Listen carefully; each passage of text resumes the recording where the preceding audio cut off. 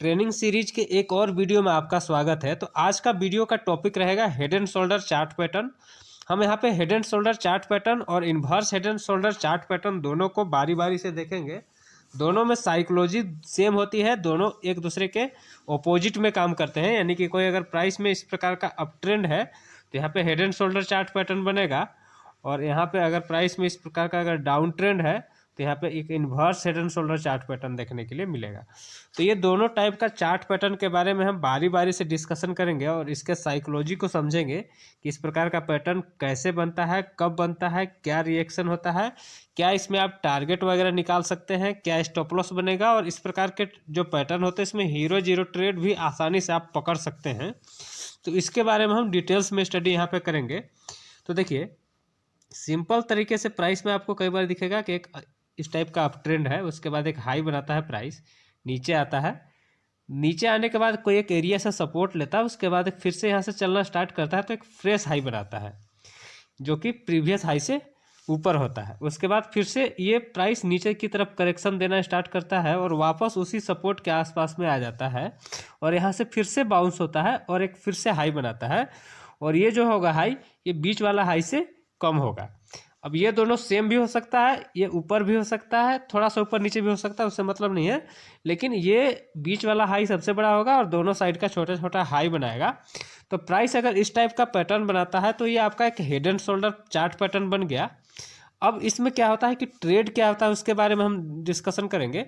इससे पहले इसके साइकोलॉजी को समझिए कि प्राइस देखिए काफ़ी दिनों से ऊपर जा रहा था। ऊपर जाने के बाद क्या हुआ कि यहाँ पे एक हाई बनाया। तो यहाँ पे क्या साइकोलॉजी यहाँ पे बिल्ड हो रही है कि हाई बनाने के बाद प्राइस नीचे आया, एक सपोर्ट लिया, उसके बाद इस हाई को ब्रेक कर दिया, यानी कि कंटिन्यू अभी अप ट्रेंड में ही है प्राइस। लेकिन फिर से इस हाई को बनाने के बाद नीचे आ गया और वापस उसी सपोर्ट से घूमा और वापस से हाई नहीं बनाने पाया और पहले ही घूम गया और वापस उसी सपोर्ट के पास आ गया। तो इसका मतलब ये हुआ कि जो अप ट्रेंडिंग मूव था ये अब ख़त्म हो गया। अब यहाँ पे या तो कंसोलिडेशन होगा या फिर एक करेक्टिव फेज आएगा। तो इसके बारे में भी डिस्कशन करेंगे कि कंसोलिडेशन कब होगा और करेक्टिव फेज कब आएगा। उसके देखिए, हेड एंड शोल्डर पैटर्न को ट्रेड कैसे करना है। तो मान लीजिए कि देखिए प्राइस में आपको इस टाइप का एक हेड एंड शोल्डर पैटर्न देखने के लिए मिला हुआ है। तो जैसे ही आपके पास एक पैटर्न है तो पैटर्न का जैसे ही नेकलाइन का ब्रेकडाउन, यानी कि जो सपोर्ट एरिया है, अब मैंने ये इसलिए आपको ड्रॉ करके दिखाया है कि पैटर्न देखिए इस टाइप से तिरछा भी हो सकता है, इस टाइप से भी हो सकता है, लेकिन कौन सा पैटर्न को यूज करना है, कहाँ बना उसको सबसे ज़्यादा यूज करना, वो हम आगे एडवांस एनालिसिस में सीखेंगे।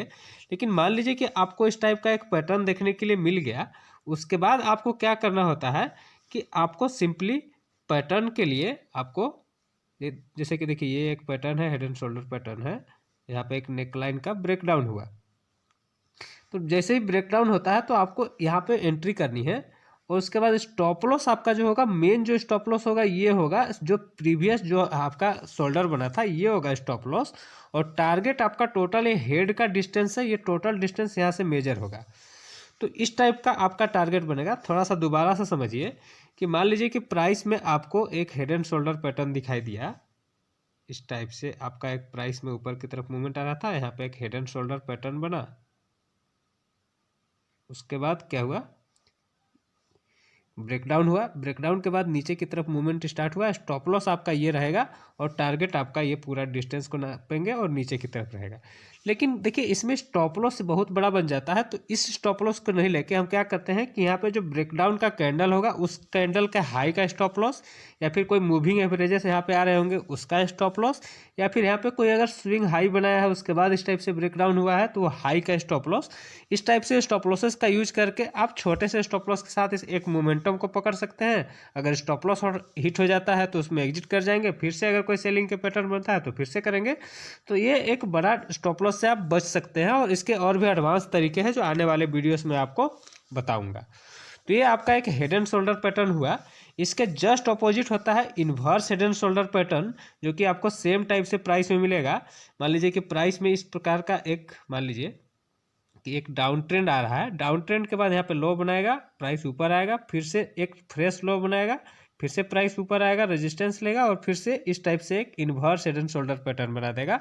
ये आपका तिरछा भी हो सकता है, इस ऐसा भी हो सकता है, वो अलग अलग हो सकता है। आपको इसके साइकोलॉजी को समझना है कि एक लो बनाया, फिर से लो बनाने का बनाया, लेकिन उसके बाद जब उसके बाद जो वाला जो लो है ऊपर बन गया, तो ये एक अच्छा inverse head and shoulder pattern हो गया। फिर सेम टाइप से इसमें भी आपको यहाँ पे ब्रेकआउट पे एंट्री करना है। ऊपर की तरफ टारगेट आपका ये पूरा जो डिस्टेंस है ऊपर की तरफ होगा, जो आपका ये हेड और नेकलाइन के बीच का डिस्टेंस होगा, और स्टॉप लॉस ये होगा, या फिर जो एडवांस तरीका बताया उसके अकॉर्डिंग आप स्टॉप लॉस लगा सकते हैं।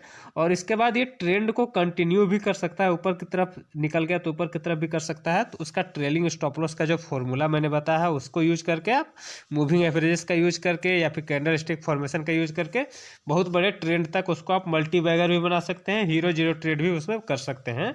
सेम टाइप से डाउन ट्रेंड में भी अगर इस टाइप से प्राइस में अगर हेड एंड शोल्डर पैटर्न बना है, नीचे आ रहा है, तो वो कंटिन्यू नीचे भी कर सकता है और उसको भी सेम टाइप से ट्रेलिंग किया जा सकता है। हेड एंड शोल्डर पैटर्न का एग्जांपल देखते हैं। तो देखिए यहाँ पे एक अप ट्रेंडिंग मूव दिख रहा है आपको।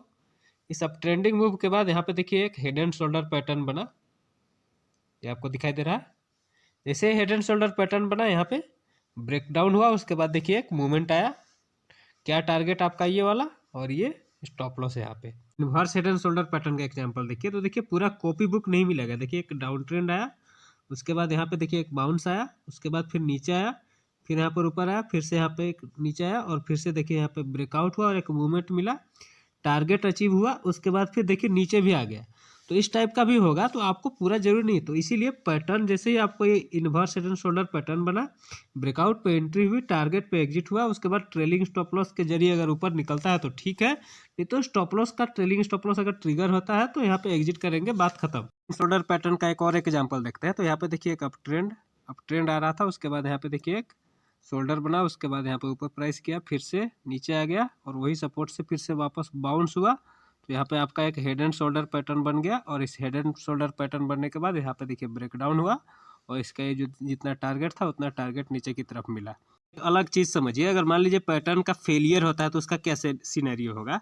तो उसके लिए देखिए प्राइस में देखिए एक अप ट्रेंड आया, उसके बाद देखिए यहाँ पे एक हेड एंड शोल्डर पैटर्न बना। जैसे यहाँ पे हेड एंड शोल्डर पैटर्न बना, यहाँ पे ब्रेकडाउन होने की बहुत कोशिश हुई लेकिन नहीं ब्रेकडाउन हुआ, और यहाँ पे देखिए हैमर कैंडल बना। तो मान लीजिए कि ब्रेकडाउन पे किसी ने एंट्री भी किया तो हैमर कैंडल, और उसके बाद फिर ऊपर की तरफ ही निकल गया तो स्टॉप लॉस हिट हो गया। लेकिन आपको यहाँ पे ध्यान देना है, अगर ज़बरदस्त ब्रेकडाउन होता है, मेरे कहने का मतलब ये है कि अगर यहाँ पे आपको लगता है कि प्राइस में यहाँ पे इस टाइप का मूवमेंट आया, उसके बाद यहाँ पे एक ब्रेकडाउन हुआ और यहाँ से स्पीड में घूम गया और यहीं से एक हैमर कैंडल बना लिया, तो उसके बाद बहुत ही ज़बरदस्त मूवमेंट ऊपर की तरफ मिलता है, जहाँ पे ये देखने के लिए आपको मिल रहा है। तो इस चीज़ को ध्यान में रखिए, क्योंकि अगर इस प्रकार का हेड एंड शोल्डर पैटर्न बनाया और यहाँ से अगर ब्रेकडाउन फेलियर हुआ, तो नीचे का जितना मूव मिलना चाहिए उतना ही मूव ऊपर की तरफ भी मिल जाता है। तो उसके लिए आपको इस चीज़ का यहाँ पे ध्यान रखना होगा।